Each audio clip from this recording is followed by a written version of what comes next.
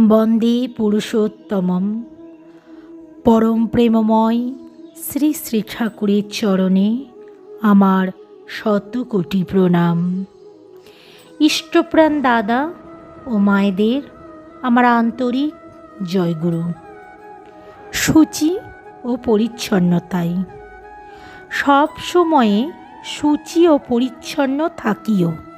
তোমার শরীর ও চারিদিক যেন ছিমছাম পরিষ্কার পরিচ্ছন্ন থাকে, ময়লা দুর্গন্ধ বা আলু থালু না থাকে, সজ্জিত করিয়া রাখিও।